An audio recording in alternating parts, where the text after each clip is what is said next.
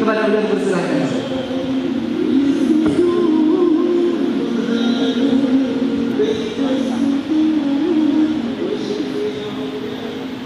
Bismillahirrahmanirrahim. Assalamualaikum warahmatullahi wabarakatuh. Alhamdulillahilladzi amarna bil ittihad wal i'tisam bihablillahil matin. Nashhadu an la ilaha illallah iyyahu na'budu wa iyyahu nasta'in. Wa nusalli wa nusallimu ala nabiyyina Muhammadin sallallahu alaihi wasallam al-mab'uts rahmatan lil alamin. Allahumma inna nas'aluka 'ilman nafi'an wa rizqan wasi'an wa shifaa'an min kulli da'in bi rahmatika ya arhamar rahimin. Allahumma faqihna fid din wa 'allimna ta'wil bi rahmatika ya arhamar rahimin. Amin amin ya rabbal alamin.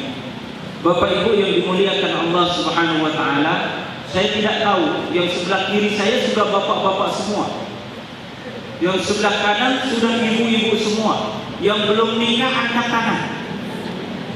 Subhanallah, yang belum menikah ada 75 orang, yang belum menikah ada 95 orang. Loh kok bisa begini? Dibiarkan anak mudanya belum menikah dan dibiarkan akhwatnya belum menikah, kenapa tidak dihubungkan? Subhanallah, kalau pencinta Quran laki-laki bertemu dengan pencinta Quran perempuan, maka anaknya akan menjadi anak yang Qurani. Kalau sudah anaknya Qurani, cerdas otaknya, kerjakan matematika luar biasa, fisika, kimia gampang, tetapi cerdas otak Qur'annya, maka besok akan muncul insinyur yang ahli Al-Quran, akan ada dokter yang ahli Al-Quran. Sebagaimana di perang Umamah di zamannya Abu Bakar As-Siddiq, para penghafal Quran tidak hanya khusyuk menghafalkan Quran, tetapi mereka melatih pedangnya, melatih keberanian untuk berperangnya, kecerdasan untuk mengatur strategi perangnya. Maka para hufaz pun keluar untuk menyongsong musuh, yakni Musailamah al-Kadzdzab, seorang yang menyatakan dirinya sebagai nabi dan rasul, seorang yang ingin menandingi Rasulullah Muhammad SAW, yang cerdas dia mempengaruhi orang lain. Maka dari kemudian apa yang terjadi?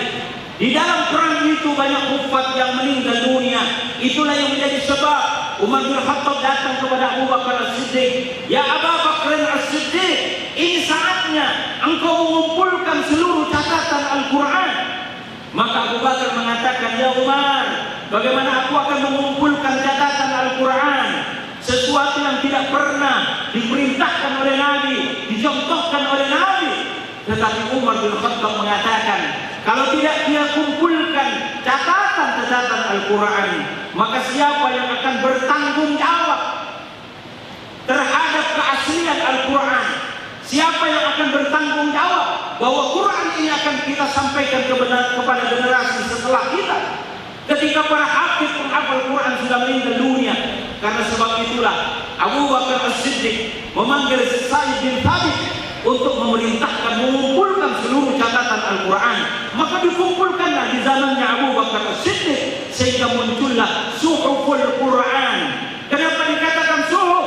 Karena kumpulan dari sahifah-sahifah, masih dalam bentuk catatan yang berbeda-beda, ukurannya berbeda-beda, sehingga Quran pada saat itu bertumpuk-tumpuk dalam bentuk catatan dengan ukuran yang berbeda-beda. Itulah yang disebut dengan Suhuful Quran. Itulah jasanya Abu Bakar As-Siddiq, itulah jasanya Umar bin Khattab. Maka lalu kemudian ketika berpindah, Abu Bakar As-Siddiq di akhir hayatnya menyampaikan kepada para sahabat, "Aku tidak menginginkan ketika Rasulullah sallallahu alaihi wasallam meninggal dunia, lama orang memilih mencari pemimpin. Saya tidak ingin ada perbedaan pendapat antara orang Muhajirin dan Ansar, antara orang yang dekat kekerabatannya dengan Nabi dengan yang bukan. Tetapi aku menginginkan setelah aku nanti meninggal dunia, aku tunjuk Umar bin Khattab menjadi penggantiku sebagai khalifah." Maka jadilah Umar bin Khattab menjadi khalifah, perluasan wilayah Islam ke seluruh penjuru, ke seluruh penjuru. Maka dipikirkan oleh Umar bin Khattab, siapa yang akan bawa Al-Quran ke seluruh negeri yang sudah ditaklukkan oleh kekuasaan Islam? Maka dikirimlah para penghafal Quran, para ahli Al-Quran, 10 orang dikirim ke Basrah. Tiba-tiba Umar bin Khattab mendengarkan ada seseorang yang mendiktekan bacaan Al-Quran dari hafalannya di daerah Kufah. Maka ketika Umar bin Khattab mendengar berita ini tanpa seizin khalifah, Umar bin Khattab langsung marah semarah-marahnya. Dia mencari orang, siapa orang itu. Loh kenapa? Karena Umar tidak menginginkan ketika ada orang mengajarkan Quran, yang dia ajarkan sebenarnya berbeda dengan Quran yang sebenarnya. Maka dicari orang itu. Setelah didapatkan ternyata dia adalah Ibnu Mas'ud, yang Umar bin Khattab mengerti dia adalah orang yang ahli tentang Al-Quran, bacaannya dan pengetahuannya jauh lebih hebat daripada Umar bin Khattab. Maka Umar mengatakan, kalau dia yang mengajarkan Quran, maka dia lebih hebat dibandingkan dengan khalifah. Biarkan dia mengajarkan Quran di daerah Kufah. Itu artinya apa? Semua orang yang mengajarkan Quran, pastikan fasahahnya bagus, pastikan cara membaca Qurannya benar. Karena ketika dia mengajarkan Quran kepada orang lain dengan cara yang keliru, tajwid yang keliru, fasahah yang keliru, maka nanti murid-muridnya akan mengikuti bacaan gurunya. Talaki, karena si murid belajar langsung kepada gurunya. Subhanallah. Maka hari ini saya duduk berdiri di hadapan para pejuang Al-Quran. Maka mudah-mudahan Allah cukupkan rezeki untuk Bapak Ibu sekalian. Allah cukupkan jodoh untuk Bapak Ibu sekalian. Tentu yang belum punya istri. Yang sudah punya istri, minta lagi. Nah, Bapak Ibu yang dimuliakan Allah Subhanahu wa taala. Jadi Quran ketika ditanyakan kepada Aisyah radhiyallahu anha, ya Aisyah, jelaskan kepada kami apa akhlaknya Rasulullah. Maka Aisyah mengatakan khuluquhul Quran. Jadi semua yang dikatakan Nabi, yang dipraktekkan Nabi, yang dilakukan Rasulullah, tidak lain itu adalah Al-Quran. Kita bisa bayangkan ketika orang Yasrib yang namanya Aus dan Khazraj, mereka berperang sepanjang waktu, tidak sempat memikirkan ekonomi, tidak sempat memikirkan politik, tidak sempat memikirkan harta kekayaan mereka, sehingga yang menguasai ekonomi Madinah adalah Bani Quraidah, Bani Nadir dan Qainuqa, yang tidak lain mereka adalah orang-orang Yahudi. Dia kuasai pasar, dia kuasai tanah. Kenapa? Aus dan Khazraj sibuk berperang. Mereka butuh makan minum, tapi mereka tidak bertani. Sehingga yang mereka dapatkan adalah dia minta kepada orang Yahudi dengan membayar melalui tanah yang mereka miliki. Maka Madinah, Yasrib pada saat itu dikuasai oleh orang-orang Yahudi. Maka Rasulullah SAW dengan kekuatan Quran, hati yang saling membunuh, diberikan sifat Al-Quran, diajarkan kepada mereka Al-Quran, yang tadinya bermusuhan, yang tadinya saling membunuh, maka Aus dan Khazraj menjadi bersaudara. Itu artinya Al-Quran tidak sekedar kitab suci, tetapi Al-Quran adalah resolusi konflik. Orang yang berperang sekalipun, perbedaan suku yang saling bermusuhan antara satu dengan yang lainnya, sudah dicontohkan oleh Rasulullah, didamaikan dengan kekuatan Al-Quran. Aus Khazraj dulu bermusuhan, tetapi dengan datangnya Quran, hati mereka dilembutkan, lalu kemudian menjadi bersaudara. Orang Mekah datang ke Madinah, kecil tidak pernah bertemu, remaja tidak pernah bertemu. Mereka tiba-tiba dipertemukan oleh Allah Subhanahu wa taala melalui hijrahnya orang Mekah ke Madinah. Bertemu ketika dewasa, dipersaudarakan mereka di dalam salinan yang disebut dengan Al-Mu'akhah Al-Islamiyah. Persaudaraan atas dasar iman, atas dasar petunjuk Quran. Dipersaudarakan Abdurrahman bin Auf dan Sa'ad bin Rabi. Ketika dipersaudarakan, kecil tidak pernah ketemu, remaja tidak pernah berjumpa. Lalu apa yang dikatakan oleh Sa'ad bin Rabi atas persaudaraan ini? Sa'ad bin Rabi mengatakan kepada Abdurrahman bin Auf, ya Abdurrahman bin Auf, aku punya 2 petak tanah, silakan kamu lihat mana petak yang kamu suka, akan aku lepas dan akan aku hadiahkan kepada engkau. Inilah Al-Mu'akhah, persaudaraan atas dasar Quran. Kalau benar, saya bertanya, bapak-bapak ini bersaudara atau tidak? Sesama jenengan itu bersaudara atau tidak? Kalau bersaudara, kualitas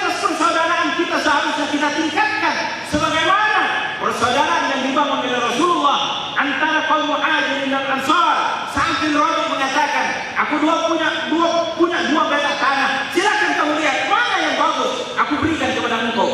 Saya nggak yakin di sini mengeluarkan uangnya, Mas. Saya punya di warna merah dua. Silakan mana yang kamu suka, yang sebelah kanan atau sebelah kiri. Berani apa enggak? Apalagi tanah. Subhanallah. Inilah persaudaraan yang dipandu oleh Quran. Tidak hanya tanah, tidak hanya harta benda. Sa'd bin Rabi mengatakan, aku di rumah punya 4 istri. Silahkan kamu pandangi mana yang cantik menurutku dan kamu suka. 2 di antara 4 istriku. Bilang kepadaku, aku akan lepas dia dan silahkan kamu nikahi. Subhanallah. Tidak yakin di sini bisa terjadi yang seperti ini. Kenapa? Karena istrinya rata-rata 1. Sama dengan saya, dan saya istiqomah dengan 1, kecuali Allah yang mentakdirkan berbeda. Nah, Bapak Ibu yang dimudahkan oleh Allah Subhanahu wa taala, inilah Quran, dia resolusi konflik. Kalau ada hati yang gersang, hati yang penuh dendam, hati bermusuhan, maka dekatlah kepada Quran.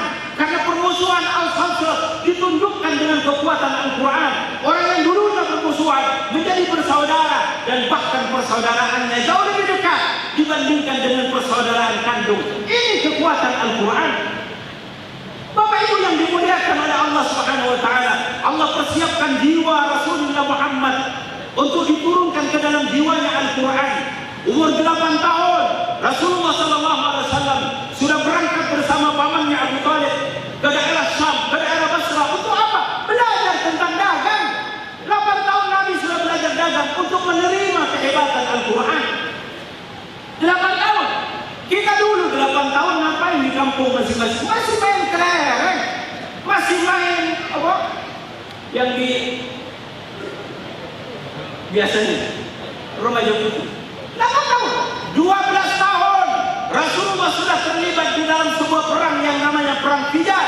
Rasulullah mengatur anak panah untuk para pamannya, mengatur anak tombak. Rasulullah belajar strategi perang di umur 12 tahun. Pada saat di mana anak-anak muda Islam umur 12 tahun masih nongkrong-nongkrong di pinggir jalan, dia tidak sempat berpikir secara serius. Rasulullah 12 tahun sudah belajar tentang strategi perang. Kenapa Samsung bisa lebih hebat daripada Apple? Karena Samsung punya buku kitab suci dagang yang disebut dengan seni perang karangan Sun Tzu. Mereka mengatakan bisnis itu adalah perang, di dalamnya ada ancaman, maka dia harus waspada mana yang menjadi ancaman dan mana peluang. Itulah kekuatan Sun Tzu, belajar dari apa yang terjadi di dalam sebuah perang. Ternyata jauh hari sebelumnya Rasulullah 12 tahun sudah belajar tentang ilmu berperang. Umur 14 tahun Rasulullah terlibat karena perang ini berakhir dengan sebuah perjanjian namanya perjanjian Hilful Fudul. Rasulullah terlibat di dalam kegiatan diplomatik antara paman-pamannya dengan kabilah-kabilah yang ada di Mekah untuk menyetujui tidak boleh aniaya kepada perempuan yang tua, tidak boleh aniaya kepada anak-anak kecil. Lalu terjadilah perjanjian namanya Hilful Fudul. Rasulullah mempelajari pada dirinya kemampuan untuk berdiplomasi. Umur 16 tahun Rasulullah sudah lepas dari pamannya Abu Talib. Ekonomi pamannya Abu Talib sudah mulai menurun. Rasulullah mengatakan kepada pamannya, wahai pamanku, biarkan aku asuh Ali bin Abi Thalib. Karena Rasulullah sudah mengerti ekonomi Abu Talib mulai menurun, maka diambillah anaknya yang bernama Ali bin Abi Thalib, dibiayai hidupnya oleh Rasulullah. Karena Rasulullah umur 16 tahun sudah mulai mengadakan bisnis secara mandiri. Dengan bisnis apa? Menggembalakan domba. Ada di sini guru TPA yang menggembalakan domba. Subhanallah, jangan pernah melihat enteng dengan gembala domba. Ketika di mana Rasulullah SAW hidup, kita harus sadar Rasulullah hidup abad ke-6. Pada saat Rasulullah hidup di abad ke-6, maka pada saat itu yang terjadi adalah semua orang Arab membutuhkan asupan makan dan minum yang bergizi. Kenapa? Karena yang harus mereka tundukkan adalah padang pasir. Orang Indonesia di mana-mana ada hijau, di mana-mana udara segar karena banyak tumbuhan.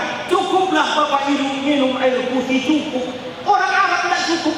Mereka butuh minum susu, bukan susu Sugarni, susu segar Boyolali, bukan susu unta, tetapi yang mereka butuhkan adalah susu nomor 1. Apa itu? Susu domba, susu etawa. Berapa harganya 1 kilo susu etawa, Bu? Belum pernah beli ya? Besok beli, kasihkan untuk suami. Tunggu khasiatnya. Subhanallah. Tapi saya belum minum juga itu. Besok saya contoh juga. Kalau susu sugar ini saya sering. Nah, Bapak Ibu yang dimuliakan Allah Subhanahu wa taala, apa yang terjadi? Tidak ada satupun orang Arab kecuali dia mau minum susu domba. Dan susu yang diproduksi oleh Rasulullah adalah susu nomor 1. Karena kata Rasulullah, di dalam aku gembalakan domba, di dalamnya ada ketauhidan kepada Allah Subhanahu wa taala. Dia didik, dia gembalakan domba dengan hatinya, dia gembalakan domba dengan spiritual ketaatannya kepada Allah Subhanahu wa taala. Dombanya sehat, susunya bagus, maka dia dibutuhkan oleh masyarakat Arab. Karena semua orang butuh susu domba, maka permintaan terhadap susu domba menjadi tinggi, tapi persediaan susunya rendah. Apa? Hukum ekonomi. Kalau demand in supply-nya itu tidak berimbang, permintaannya tinggi, tetapi barangnya sedikit. Apa yang terjadi? Harganya jadi tinggi. Jadi ternyata produksi susu di abad ke-6 ketika Rasulullah hidup itu adalah memiliki nilai ekonomis nomor 1. Itulah yang dilakukan oleh Rasulullah. Sehingga ketika umur 24 tahun Rasulullah bertemu dengan seorang konglomerat perempuan yang namanya Khadijah. Maka Rasulullah bekerja sama membawa barang dagangannya Khadijah, ekspedisinya Khadijah. Dan apa yang terjadi?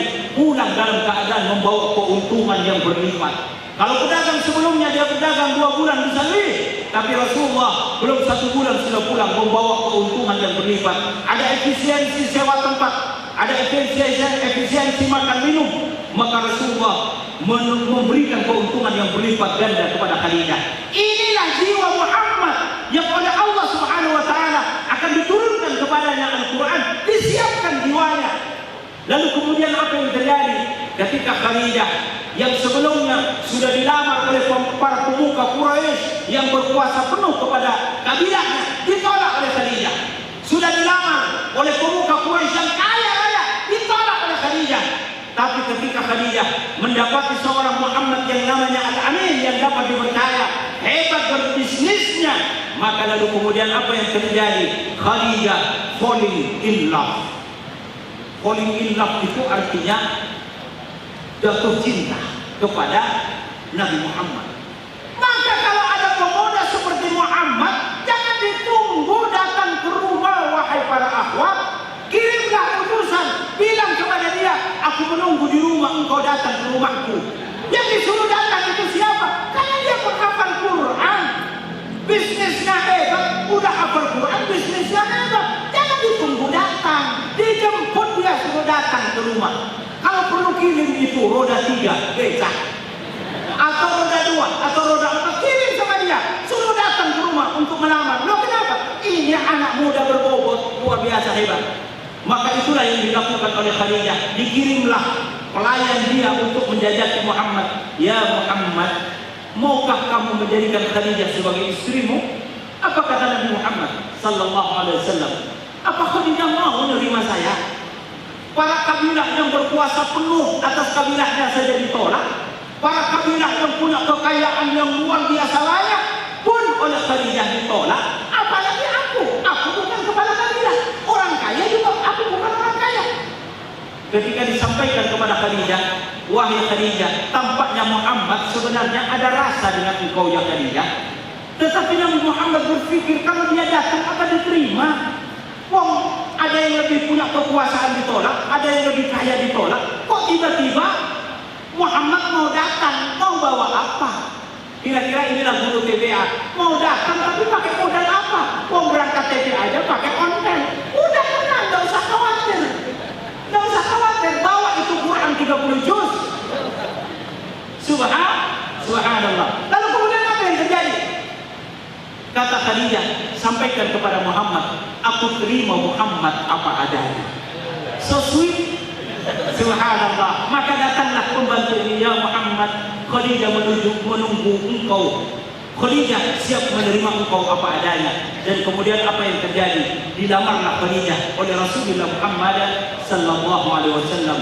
Dan mas kawin yang diberikan kepada Khadijah ada banyak versi, tetapi saya ingin menggunakan versi yang diberikan mas kawinnya kepada Khadijah 37 ekor unta muda. Subhanallah.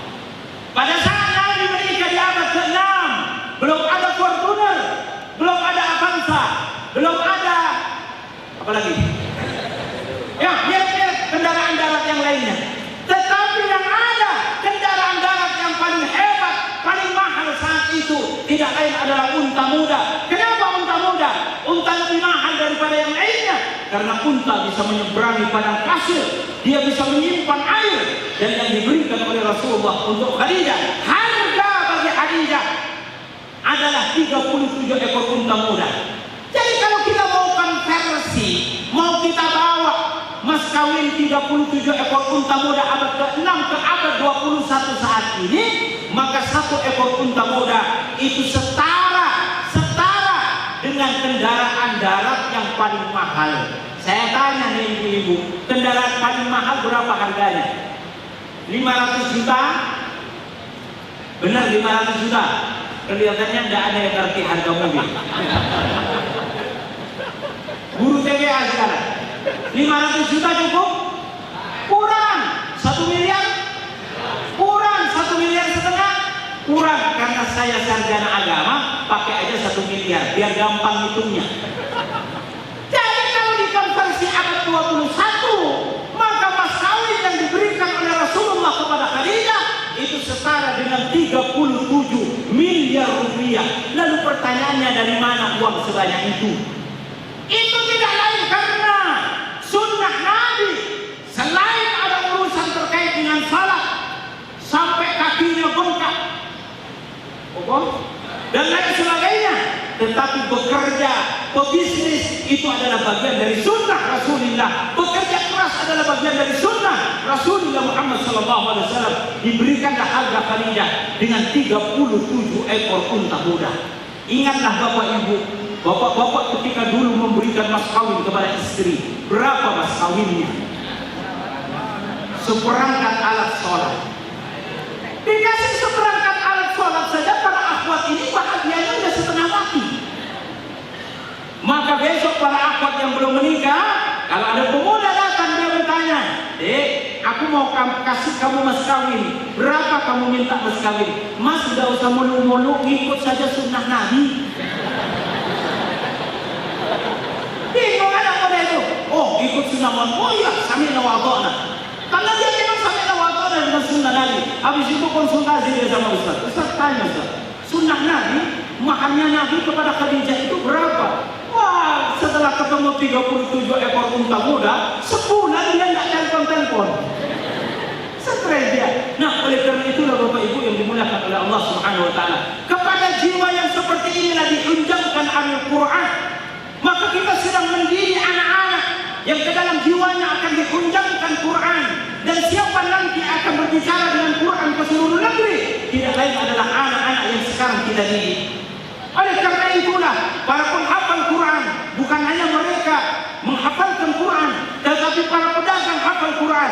Orang yang belajar strategi perang, mereka hafal Quran. Orang yang mendalami ilmu kedokteran, mereka hafal Quran. Orang yang mendalami tentang ilmu sosial, tentang ilmu politik, mereka mempelajari Al-Quran. Itulah para sahabat. Apapun profesi mereka di dunia, apakah jadi pedagang, ahli di bidang perobatan, ahli di bidang ilmu yang lainnya, mereka semuanya belajar Quran. Itu artinya apa? Tidak ada alasan kecuali siapapun orang yang namanya orang Islam, apapun profesinya, dia harus menjadi orang yang mau dan punya keinginan yang kuat untuk berdekat-dekat dengan Al-Quran, bermusahabah dengan Al-Quran. Dia harus menjadi inna lillahi ahlina minan nas. Di dunia ini akan ada keluarganya Allah. Siapa keluarganya? Hum ahlul Quran wa khassatuh. Jadi dokter, tapi dokter yang hafal Quran. Jadi insinyur yang hafal Al-Quran. Kita tidak menginginkan para penghafal Quran sembunyi di gunung, sembunyi di gua. Lalu kemudian mereka menyatakan para penghafal Quran suci, sementara yang lainnya tidak suci. Maka biarkan aku menyendiri di gunung. Kalau para para penghafal menyendiri di gunung, penghafal Quran menyendiri di gua. Lalu siapa yang mau memperbaiki negara kita? Siapa yang mau memperbaiki rumah tangga kita? Siapa yang mau memperbaiki kampung kita, masyarakat kita? Mereka tidak bisa.